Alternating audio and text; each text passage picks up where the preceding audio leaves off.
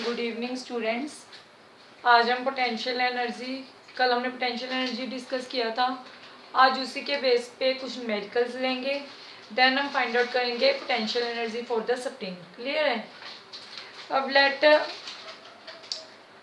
Potential energy में क्या था हमारे पास, change in potential energy. Potential energy के लिए तो डिफाइन है नहीं, पोटेंशियल एनर्जी तो डिफाइन है नहीं हमारे पास। क्या डिफाइन है? Change in potential energy. Change in potential energy किसके इक्वल था हमारे पास? Negative of work done by the conservative force. और पोटेंशियल एनर्जी आती किसके कारण है हमारे पास? Potential energy due to position, by virtue of the position. ठीक है, अब देखिए लेट आपके पास नेक्स्ट न्यूमेरिकल आज हम ले रहे हैं। लेट आपके पास फोर्स गिवन है 2i cap plus 4j cap. Clear है? एंड आपके पास पोटेंशियल एनर्जी है जो that it is given at 0 1 is equal to 15 joule and potential energy at 2 3 point आपको कैलकुलेट करनी है। ठीक है, तो अगर आपके पास इस तरीके से क्वेश्चन है, how to solve this type of questions, clarity check कर लेते हैं एक बार हम। ओके, नाउ इस तरह के क्वेश्चंस को चेक करने के लिए, सॉल्यूशन के लिए हम क्या करेंगे। आपके पास क्या था हमारे पास है कि change in potential energy is equal to negative of work done by the conservative force. Change in potential energy, अब देखिए u final minus u initial is equal to minus of work done by the conservative force. Work done आगे force into displacement F dot. अब देखिए यहाँ पे I cap क्या है? X component, J cap क्या शो कर रहा है आपका? Y component. तो यहाँ पे आप क्या लोगे? एफ डॉट डी एक्स, इसके दो कंपोनेंट बन जाएंगे, प्लस में F of D Y. Clear है? अब इसको आप क्या कर सकते हो, अब आपकी क्या आती है यहाँ पे लिमिट्स, कि हम लिमिट्स कैसे लें। तो यहाँ पे this is our X, this is our Y, again this is X, this is Y. तो जो एक्स के लिमिट्स होंगे वो क्या आएंगे आपके? 0 2। यहाँ पे एक्स का लिमिट कितना है? That is 2। और negative of work done by conservative force whole is in bracket. Again यहाँ पे आपके पास लिमिट क्या है? 1। वाई के लिए लिमिट क्या है हमारे पास? 3। तो यहाँ पे अब क्या आ जाएगा? This is equal to minus of force कितनी है मेरे पास? एक्स कंपोनेंट 2i कैप है, 2 dx 0 to 2 plus 1 to 3 Y कितना है? 4 dy which is equal to minus 2 तो कांस्टेंट है, integration of dx, integration of derivative cancel, तो x का कितना, तो क्या आ जाएगा यहाँ पे? 2x integration of dx 0 to 2 plus 4 dy की इंटीग्रेशन बाय, और हमारे पास लिमिट्स क्या है? 1 to 3। वैल्यूज पुट कर दोगे आप, -2 upper limit 2 minus lower limit plus 4 upper limit 3 -1। तो हमारे पास कितना आ जाएगा यहाँ पे? -2 2 ज़ा 4 प्लस यहाँ पे 3 -1 2 4 2 ज़ा 8। तो हमारे पास कितना आ गया? -12 जूल। क्लियर है? अब देखिए यहाँ पे क्या चल रहा था मेरे पास? U final minus U initial, but initially मेरे पास कितनी है जो वैल्यू है? That is 15 joule. तो मेरे पास ये इनिशियल है, दैट इज फाइनल। तो U F minus initial value कितनी है? That is 15 joule. तो U final is equal to -12, ये उधर जाके प्लस का 15, it comes out to be 3 joule. तो हमारे पास जो फाइनल पोटेंशियल एनर्जी है वो कितनी आ गई? That is 3 joule. क्लियर है? इस तरह से न्यूमेरिकल भी आ सकते हैं आपके पास। Let we take another example. उसमें हम कैलकुलेशन नहीं करेंगे, मैं आपको जनरल बता रही हूँ how to solve it. Next है लेट आपके पास, अब इसमें एक्स एंड वाई 2 कंपोनेंट्स थे आपके पास। लेट अगर आपके पास 3 कंपोनेंट्स हो, लाइक आपके पास है 2x² फोर्स है 2x² I cap plus 4y cap plus 6z। Clear है? देन आपके पास पोटेंशियल एनर्जी है जो that is 0 1 1 is equal to let 13 joule. ठीक है, पोटेंशियल एनर्जी आपको देखनी है 2 3 4 पे। ओके, तो इस तरीके के क्वेश्चन को आप कैसे सॉल्व करोगे? स्टेटमेंट कुछ भी हो, ठीक है, मैंने तो जनरल टर्म्स में ले लिया। तो यहाँ पे भी अगेन आप क्या लगाओगे?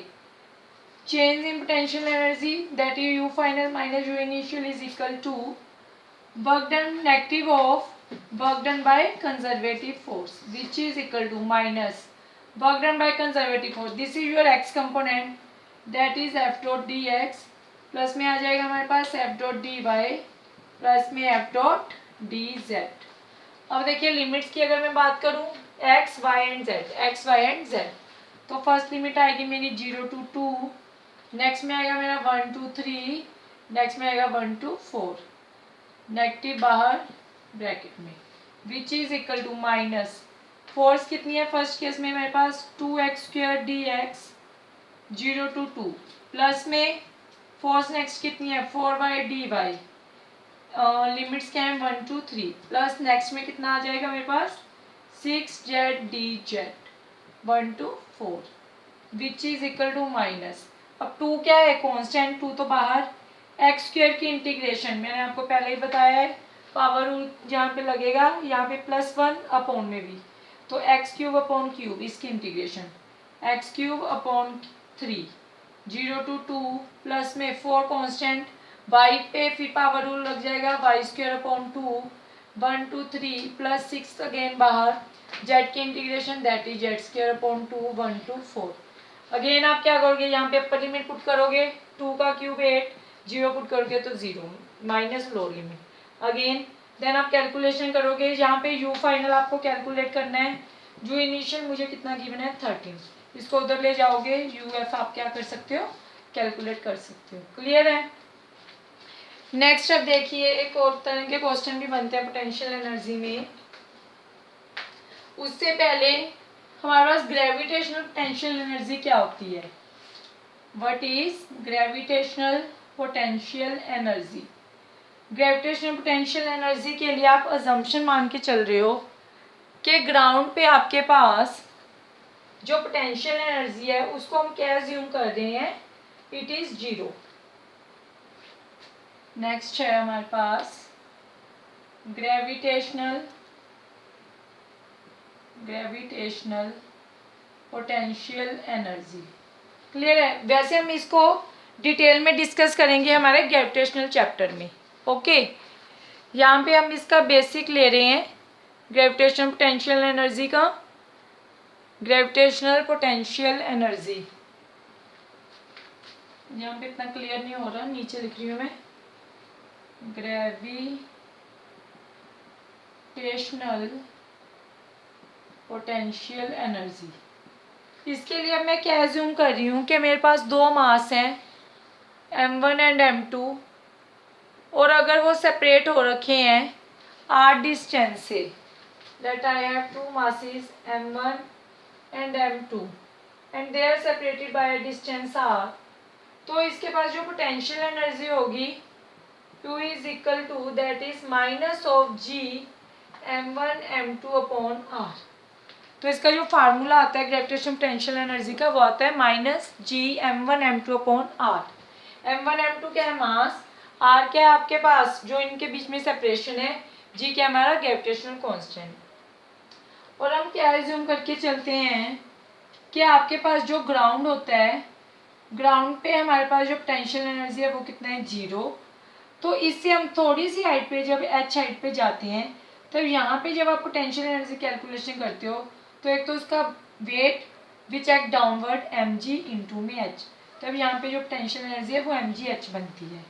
अब इसके बेस पे हम क्वेश्चन देख रहे हैं, लाइक आपके पास चेन है, लेट यू हैव चेन, मान लो एक चेन तो ऐसे प्लेस कर रखी है मैंने, ठीक है, this is our ground floor. Okay, एक चेन लेट ऐसे प्लेस हो रखी है, थर्ड चेन क्या है मेरे पास, let here I draw it, उधर विजिबल नहीं होगा आपको ना, क्लियर है? ठीक है, let this is first case, this is second case, this is third case. आपको बताना है कि पोटेंशियल एनर्जी किस में ज़्यादा है। अब देखिए ये हाइट कितनी है मेरी h, ये मेरा ग्राउंड सरफेस है, तो ग्राउंड सरफेस पे तो क्या होगा 0, h 0 है, जहाँ पे हाइट 0 तो पोटेंशियल एनर्जी भी क्या हो जाएगी 0। अब इस हाइट के ऊपर जो इसका सेंटर ऑफ मास है वो यहाँ पे कहीं लाई कर जाएगा। क्लियर है, अगर centre of mass h height पे है तो यहाँ पे जो पोटेंशियल एनर्जी आएगी इस केस में वो कितना आ जाएगा mgh। अब इस केस में एक मेरा पॉइंट यहाँ पे कोइंसाइड हो रहा है सरफेस के साथ, एक पॉइंट मेरा किस साइड पे है h साइड पे, तो जो इसका सेंटर ऑफ मास है वो कहाँ पे होगा 4, अगर मैं ऊपर से छोड़ लूँ 4 ही अगर हम नीचे छोड़ दें, ठीक है, तो इसका जो सेंटर ऑफ मास है वो यहाँ मिड पॉइंट कहीं पे यहाँ पे आएगा, तो ये कितनी हो जाएगी, ये हाइट कितनी है h/2, इस हाइट का हाफ दैट इज h/2। तो इस केस में जो मेरी पोटेंशियल एनर्जी है वो कितनी आएगी mgh/2। बट अगर मैं थर्ड केस की बात करूं तो यहाँ पे तो ये ग्राउंड के साथ ही कोइंसाइड हो रहा है, इसका सेंटर ऑफ मास इस ग्राउंड पे है, तो यहाँ पे जो पोटेंशियल एनर्जी है क्योंकि h 0 है तो यहाँ पे पोटेंशियल एनर्जी भी कितनी हो जाएगी 0। तो इस केस में जो पोटेंशियल एनर्जी 1 की है वो ग्रेटर है फिर 2 की and it is greater than 3। Clear है कि अगर आपके पास चेन का कोई क्वेश्चन आता है तब हम क्या कंसीडर करेंगे इसका सेंटर ऑफ मास। नेक्स्ट आपके पास आता है कि अगर हमें स्प्रिंग में पोटेंशियल एनर्जी चेक करनी है, formula for spring potential energy. अब स्प्रिंग में जो पोटेंशियल एनर्जी होती है, स्प्रिंग की जो पोटेंशियल एनर्जी होती है उसका जो फार्मूला होता है वो क्या होता है आपका, potential energy for spring is half kx², where k क्या है आपके पास यहाँ पे, k is a spring constant, k क्या है हमारे पास स्प्रिंग कांस्टेंट, x क्या है हमारा जो उसने डिस्टेंस या डिस्प्लेसमेंट किया। मान लो मेरे पास क्या है, let here is a spring, ये मेरे पास एक स्प्रिंग है, यहाँ पे इसका वेट मास है m। अब मैंने क्या किया, इस स्प्रिंग को स्ट्रेच किया, खींचा इसको, जब मैंने इसको खींचा लेट इसने डिस्प्लेसमेंट किया x1 और ये यहाँ पे पहुँच गया खींचने के बाद। अब अगेन मैंने क्या किया, इसको स्ट्रेच किया, तब ये अपनी ओरिजिनल लेंथ से यहाँ पे पहुँचा, let this distance is x2। Clear है, स्प्रिंग था मास m है, मैंने इसको स्ट्रेच किया तो डिस्प्लेस किया, पहले इसने डिस्टेंस x1, अगेन स्ट्रेच किया, लेट ये पहुँचा अपना x2 पोजीशन पे। अब मेरे पास जो स्प्रिंग फोर्स होती है, स्प्रिंग फोर्स मेरे पास कितनी होती है, that is minus of kx। Clear है, ये प्रीवियस लेक्चर में हो चुका है कि स्प्रिंग के लिए जो फोर्स होती है that is minus of kx। अब मैंने जो पोटेंशियल एनर्जी के लिए पढ़ा था हमने वो क्या पढ़ा था कि जो हमारे पास चेंज इन पोटेंशियल एनर्जी होती है that is equal to negative of work done by the conservative force, और जो स्प्रिंग फोर्स है वो हमारी क्या है, एक कंजर्वेटिव फोर्स है। Conservative force means it depends only on initial and final position, ये सिर्फ और सिर्फ इनिशियल और फाइनल पोजीशन के ऊपर डिपेंड करती है, आपकी पाथ के ऊपर डिपेंड नहीं करता। तो उस बेस पे हम वर्क डन कैसे कैलकुलेट करेंगे, how we calculate the work done, work done is equal to force क्या है, ये वेरिएबल है x है यहाँ पे, तो वेरिएबल फोर्स के लिए यहाँ पे क्या लगता है formula F.dx, x1 to x2 limits लेते हैं, F कितना है बट जहाँ पे स्प्रिंग के लिए minus of kx dx, limits क्या है x1 to x2, again minus k क्या है कांस्टेंट, तो अंदर हमारे पास इंटीग्रेशन किसका बचा है x dx x1 to x2 which is equal to minus of k, integration of x कितना हो जाएगा x²/2 x1 to x2, limits put करेंगे minus k x2² minus x1²/2। Clear है, ये हमारा फार्मूला बन गया change in potential energy. Change in potential energy हम क्या लिखेंगे, second position u2 minus u1, यहाँ पे अब मैं लिख रही हूँ ऊपर ताकि क्लियर है आपको। अब हम इसमें कुछ एग्जम्पशंस करेंगे, यहाँ पे देखिए क्या आ रहा है आपके पास, u2 minus u1 is equal to minus K x2 square upon 2 minus x1 square upon 2। ठीक है, अब आपके पास यहाँ पे जो फार्मूला है वो क्या है, for spring u is equal to half के एक्स स्क्वायर। क्लियर है।